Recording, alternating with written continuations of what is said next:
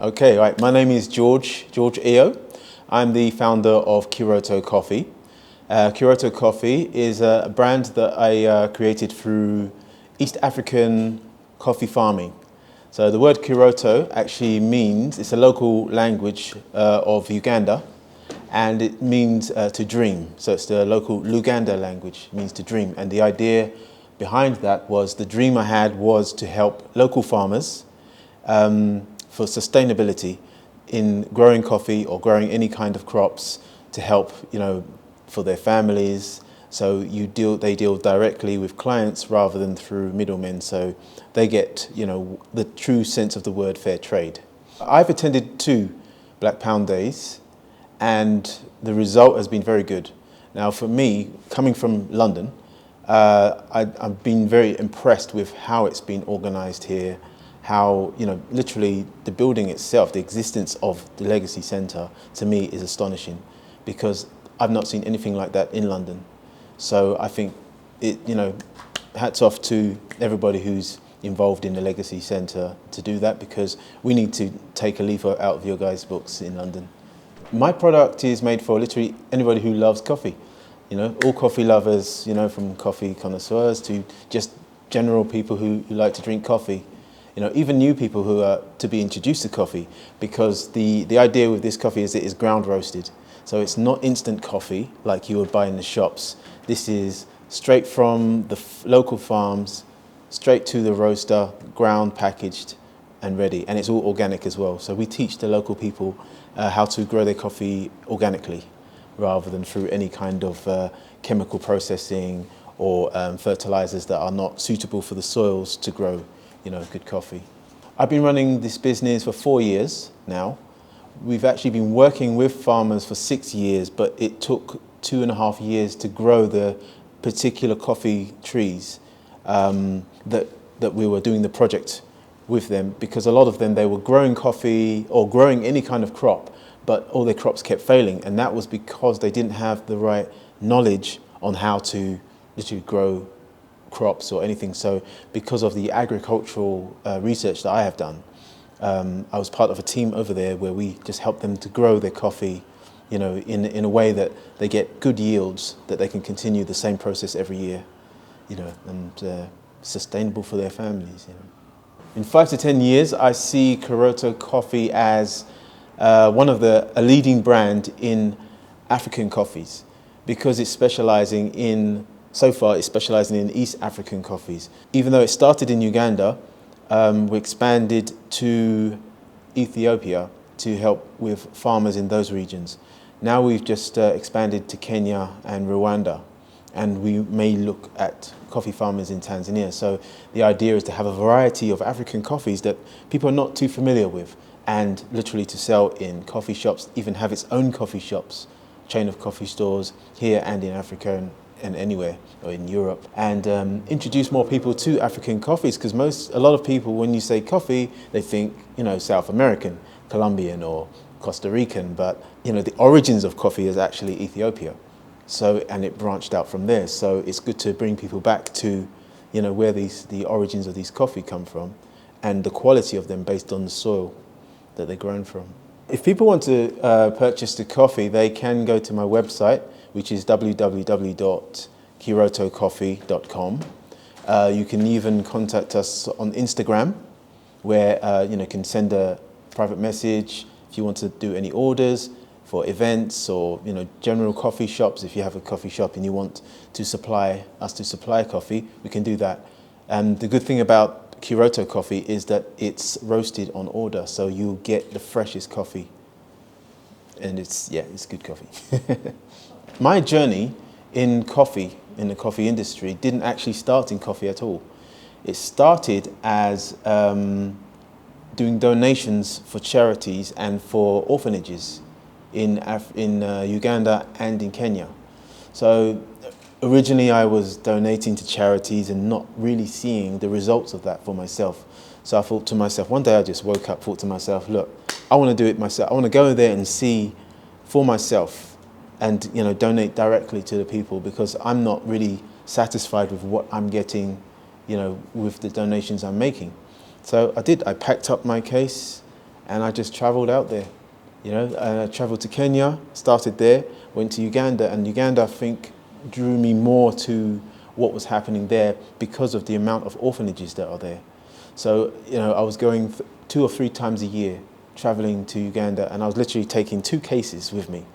15% of it was my own clothes, and the rest was all clothes for the children or books and what they needed for their schools. And it was from there that I was introduced to farming families who, they grow coffee, they grow shea, they grow, pineapples, any kind of thing that they can grow in their different regions. And noticed that in Uganda, they produce a large percent of coffee, but they're not really coffee drinkers, so most of it is exported. So when I visited some of these farms, there are people there who are taking up so much of the coffee, giving the farmers very little, and then they will set it at a higher price to any foreign clients. And I thought that was, very unfair. So I figured, let me cut out that process and deal with them direct. So that's when I teamed up with one of the activists over there who originally introduced me to the different orphanages, and we got in touch with the Minister of Agriculture, and we started this project of helping them farm, create farms specifically for coffee, specifically for different agricultural, produce, and paying them directly for the work they do. And then we find, places to ship or clients to ship rather than them just getting small amount of money, because what I found was some of them were only getting paid after the coffee is taken and sold to a client. So they have to wait until the next yield or the next harvest before they will see any money from that. And that is where the industry was failing. So I figured, let me reverse all that. So we created our own coffee farm. So I now have my own coffee farm in Uganda, employed 4 or 5 people, local people, so they can literally know how to grow the coffee, not just in my farm, but also when they set up their own farm, they'll know how to do that and pass the information along. So it was a long, 6-year journey doing this, to the point where now producing coffee, and some of the proceeds go back to the coffee farms or back to some of the people who are working on the farm. Managing my well-being as well as managing the coffee farm in both countries, here and in Africa. I do have a small team of people that work in Uganda, and we interact with each other literally every other day. So a lot of the funds that are made from growing the coffee or from selling the coffee here go back to the farm, and then they will keep me updated on the process of what's being built on the farms, the pay, the wages that are paid every month. They'll give a list of all the items that are needed and paid for when it comes to irrigation, foods, or other products for the soils, like manure that's needed to plant for soil. So literally we keep a database on how the process is going, on how we are maintaining each month the growth of the coffee farm that way. On this side, I'm obviously selling the coffee, also doing other freelance jobs as well, and just keeping myself maintained here, working obviously during this time of pandemic where everybody's kind of struggling at the moment. So I do a lot of selling online or at events, particularly like the Legacy event, and general markets as well. There are coffee shops that also supply the coffee to. So it's just an ongoing, whatever profit margins that come in can help pay myself as well as pay the workers in Uganda and Kenya now. Yeah.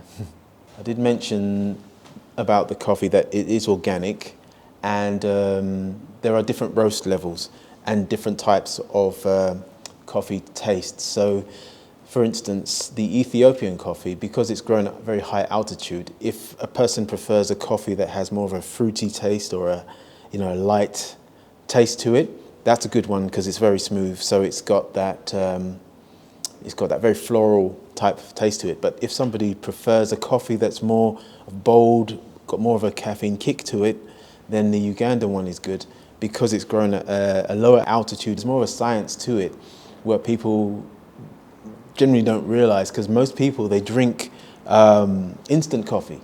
So they don't really get a real taste of what coffee, what coffee really tastes like. We shouldn't really be drinking instant coffee anyway, because it's not really that good for us. But ground coffee, which is why a lot of cafes are now doing ground coffee, in their shops, because they realize that the real taste of coffee is in the ground. It's in how it's grown. It's in where it's grown, the altitude it's grown at. And that's how, now coffee, people tasting coffee like they're wine tasting, the different flavors. Because that, the quality of coffee, people are now realizing, oh, it's not just coffee. There's different grades of coffee. Dealing with times, the tough times with the lockdown and, the pandemic that's been happening, coping with the brand has been an up and down thing.